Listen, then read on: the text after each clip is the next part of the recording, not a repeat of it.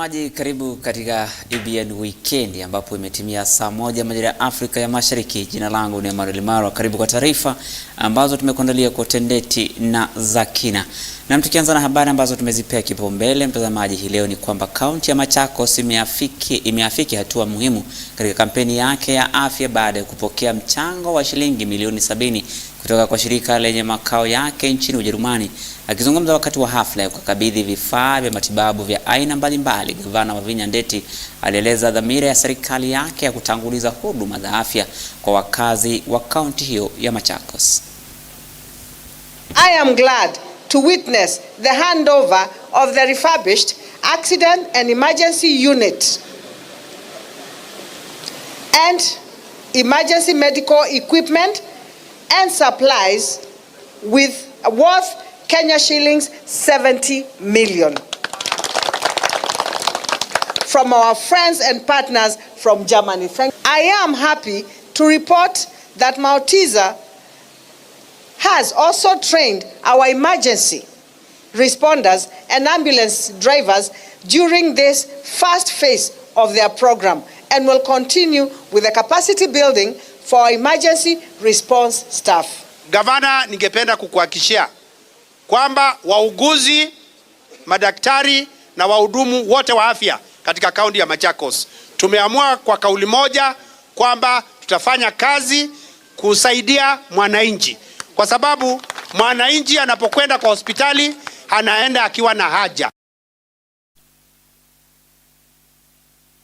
Na mtazamaji, kwingineko, timu ya kiufundi ya wanachama 20 wakiwemo viongozi kutoka kaunti ya Kericho na Bomet imeanzisha shughuli kushughulikia mzozo unaoendelea kati ya wenyeji na kampuni za kitaifa za majani chai. Miongoni mwa masuala yaliyojadiliwa na magavana, maseneta kutoka kaunti mbili jirani waliokutana Bomet Ijumaa jioni ni pamoja na haja ya kutatua ukosefu wa ajira miongoni mwa vijana na wanawake katika kaunti hizo mbili. Viongozi hao pia walitoa wito wa kusawazisha kwa utaratibu wa mitambo na rasilimali na watu na kampuni za kimataifa za chai ili kuepusha wakazi dhidi ya ukosefu wa ajira.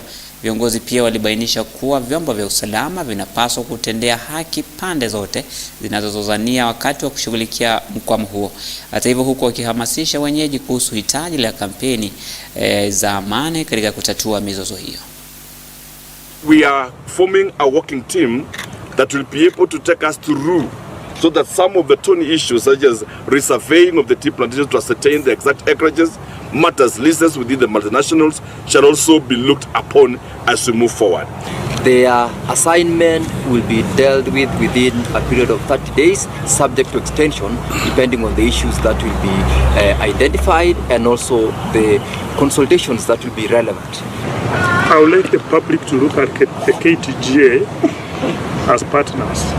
Do not look at us as maybe some other beings from maybe Mars or where. We are here to work with the local community. We are here to try and create projects that will impact the community in a positive manner. Na mtazamaji, kanisa la New Life Church limepanua shughuli zake hadi Matie kwa Mosocho, eneo la Kitutu Chache Kusini, kaunti ya Kisii. Mchungaji Ezekiel Odero ambaye alizuru kanisa hilo lililojengwa kwenye kipande cha ardhi cha ekari 13 kwa sherehe za kuweka wakfu, alisema imemchukua huduma yake miaka 2 kujenga kanisa hilo. Mchungaji Odero aliandamana na mawakili wake Cliff Ombeta na Dansan Omari kwa uzinduzi huo, wakitaja kuwa wakazi wa eneo hilo watanufaika zaidi kwa ajira na pamoja kuendeleza eneo hilo kukua kiuchumi. It has taken us around 2 years looking for this piece of land. Kisii is highly populated and you don't expect it to be that easy to get a piece of land. But we have paid what we have paid and we thank God for I call them our neighbors and our people, peace-loving people. Watu ambao watafaidika sana, watu ambao watasaidika pia sana ni watu wa hii community. Kumbuka kuwa yeye huwa atafuti watu kutoka nje waje kufanya kazi, atatafuta watu wa hii community ndio waweze kufanya kazi. Mkiona kuwa kutakuwa na shida mtatueleza, lakini hakuna shida yote. Pasta kwa hivyo atahakikisha kuwa hapa pameendelea, atahakikisha hapa hivi watu wamepata kazi. security apparatus of Kisii County, because they allowed Pastor Ezekiel to hold a peaceful dedication of a church, and you can see from the attendance the huge numbers of the Abagusi community and all other neighboring communities that were there. Na mtazamaji, kwingineko, mrengo wa upinzani utaelekea mahakamani wiki ijayo kupinga uhalali wa mswada wa fedha wa mwaka 2023-24. Wabunge 6 wa Azimio la Umoja wanasema, wakiongozwa na mbunge wa Rarieda Otiende Amollo na gavana wa Siaya James Orengo, viongozi hao waliambia viongozi wa UDA kuwa ni mapema kusherehekea ushindi wao katika bunge la kitaifa. Walikuwa wakizungumza katika kanisa la Kikatoliki la Mtakatifu Sylvester Madiani wakati wa siku ya elimu kwa shule 21 zinazofadhiliwa na kanisa la Kikatoliki eneo hilo. Otiende Amollo alisema atakuwa kotini Jumatatu kutafuta maoni ya mahakama kuhusu uhalali wa mswada huu ambao kwa sasa unasubiri kuidhinishwa na Rais William Ruto. We in Azimio, we in ODM fought it as much as we could at every stage. At the first reading, we fought it. At the second reading, we spoke against it. At the third reading, we voted 6 times against it. But they used their numbers to pass it. They used their numbers against the interest of the ordinary Kenyan, because they are using what they believe is a tyranny of numbers in the National Assembly. I told them then, and I'm reminding them now, that Parliament exercises delegated authority under Article 1 of the Constitution. The ultimate authority lies with the people of Kenya. And as a delegatee of authority, if you abuse that authority, then the person who gave you that authority has the final say. It is not the end of the road yet. We still have 2 more options.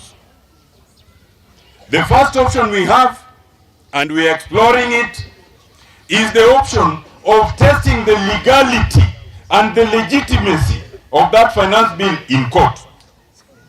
We are already in court. I was there yesterday.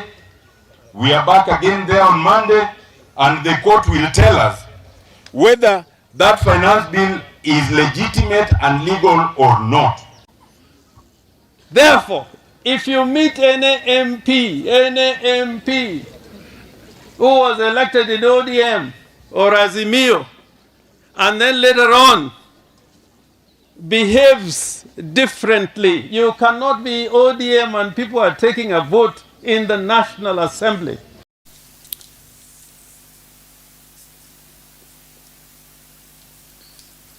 Na mtazamaji, askofu wa kanisa la Kikatoliki Kakamega Joseph Obanyi ameitaka serikali ya kitaifa kupitia Wizara ya Afya kukabiliana vilivyo na ufisadi na ulaghai katika wizara hiyo, haswa za hivi majuzi ya KEMSA husiana na gonjwa la malaria na sekta na sakata ya NHIF ambazo ziliweka sekta hiyo ya afya nchini hatarini.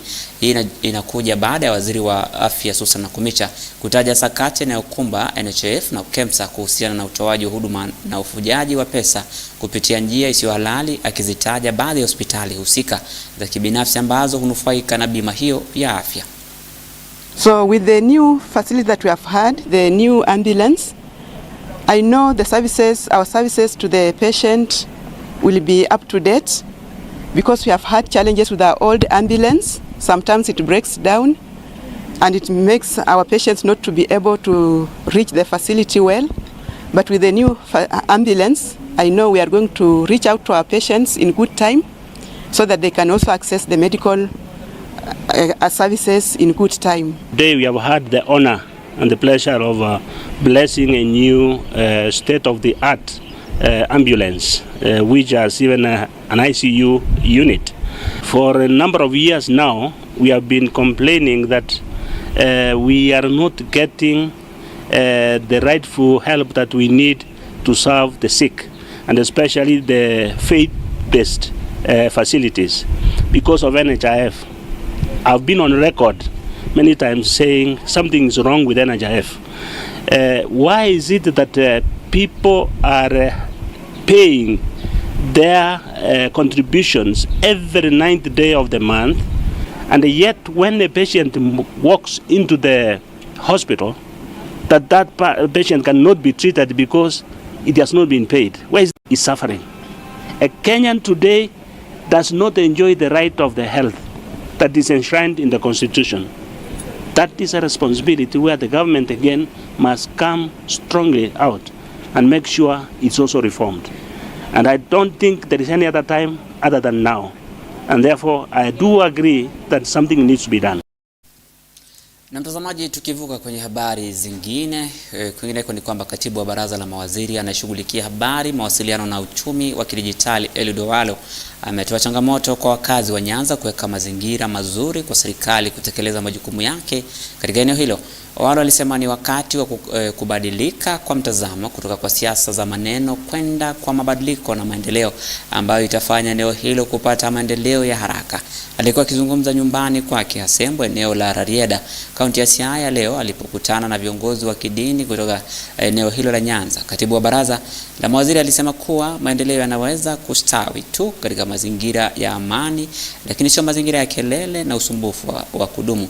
Owalo alisema kuwa serikali imejitolea kutimiza ahadi yake kwa Wakenya wote na kuongeza kuwa kwa mara ya kwanza nchi imepata rais ambaye ana nia ya kusambaza mipango ya maendeleo inayoonekana hata pia kwenye eneo la Nyanza. We are requesting the people of this region to create an enabling environment for the government to deliver on its mandate. Development can only thrive in an atmosphere of peace, not an atmosphere of perpetual noise, distraction.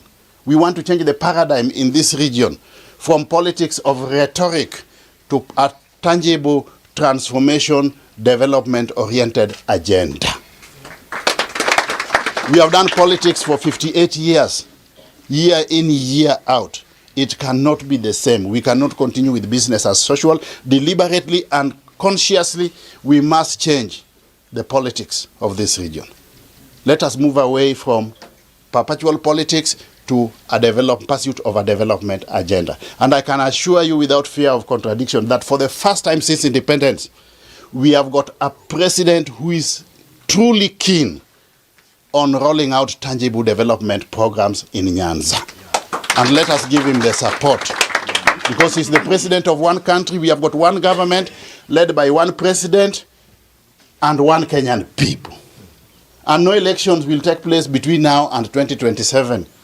Or let nobody cheat you that there will be any change in government between now and 2027. It's not possible. Yeah? So let's wait up to 2027, we go back to elections. Yeah?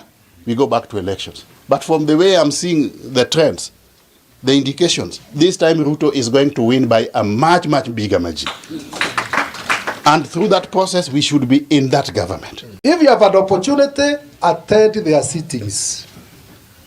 If you don't have an opportunity, sit down and prepare your memorandum and make sure you send it to them so that your views are included. And that's why I'm saying you are in a historical moment. And while you are preparing your submissions or if you are there going to give your views personally. Na mwingine kwa mtazamaji, Nyeri inaongoza katika orodha ya kaunti zilizo na urejeshaji wa juu wa mkopo miezi mitano baada ya mfuko wa Hustler Fund kuzinduliwa. Kulingana na data ya hivi punde iliyotolewa na ushirika na katibu wa baraza la mawaziri la maendeleo na biashara ndogo ndogo Saamoja, Nyeri inaongoza kwa 76.3 ikifuatiwa na Kiambu kwa 75.3 huku Nyandarua ikichukua nafasi ya 3 kwa 74.5. Nairobi ambayo inajivunia kuwa kwa idadi kubwa zaidi ya watumiaji milioni 2 iko katika nafasi ya 4 kwa kiwango cha urejeshaji cha 73.8. Kaunti zingine katika 10 bora ni pamoja na Laikipia 73.6, Nandi 73.5%, Murang'a 73.3, Embu 73.1, Uasin Gishu 73.1 na Nakuru 72.9. Hata hivyo, kwa upande wa jinsia, wanaume wengi wanakopa kwenye mkopo huo ikilinganishwa na wanawake kwa 66% kwa wanaume na 34% kwa wanawake mtawalia. Waziri Chelugui aliongeza kuwa kufikia sasa shilingi bilioni 31 zimetolewa huku urejeshaji wa mkopo huu ukifikia shilingi bilioni 21.2. Hata hivyo, kwenye akaunti ya akiba sasa inafikia shilingi bilioni 1.5.